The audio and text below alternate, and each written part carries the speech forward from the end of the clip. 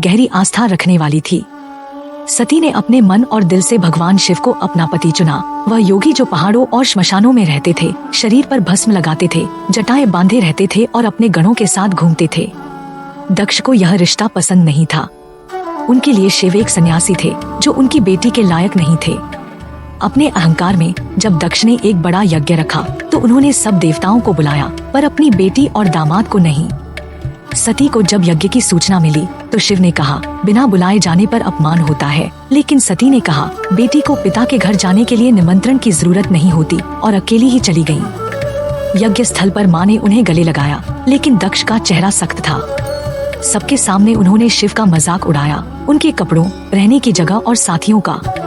यह सुनकर सती के दिल को गहरी चोट लगी। क्रोध और दुख से कांपते हुए सती ने कहा, जिसे देवता भी पूजते हैं उसका अपमान तुमने किया है। मैं अब इस शरीर को जो तुम्हारे घर में जन्मा है नहीं रख सकती। उन्होंने आंखें बंद की, ध्यान लगाया और अपनी योग शक्ति से भीतर की आग जलाई। वह आग इतनी तेज थी कि उनका शरीर जलकर भस्म हो गया और उनकी आत्मा चली गई। कैलाश पर बैठे शिव को यह पता चला तो उनका दुख तूफान बन गया।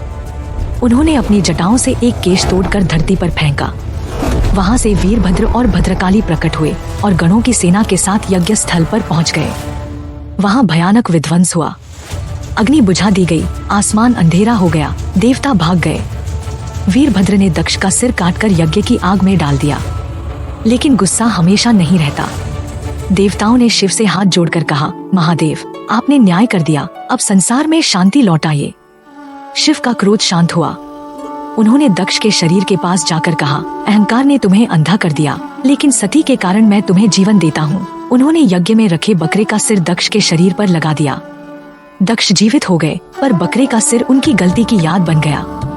यज्ञ फिर से शुरू हुआ, इस बार शिव का सम्मान करते हुए। लेकिन शिव का दिल खाली था, सती अब नहीं थी। वे उनका शरीर कंधों पर उठाकर पूरे जग में भटकने लगे।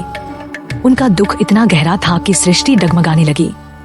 तब भगवान विष्णु ने सुदर्शन चक्र से सती के शरीर के टुकड़े कर दिए। जहाँ जहाँ उनके अंग गिरे वहाँ पवित्र स्थान बने, जिन्हें शक्तिपीठ कहा जाता है।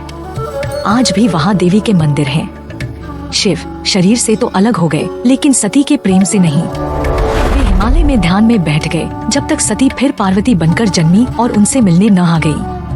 और इस तरह यह कथा सृष्टि की स्मृति में अंकित हो गई। एक प्रेम की जो जन्मों की सीमाएं तोड़ देता है, एक अहंकार की जो सत्य के आगे झुक जाता है, एक क्रोध की जो लोक लोकांतर को हिला देता है, और एक करुणा की जो उन्हें फिर से संवार देती है।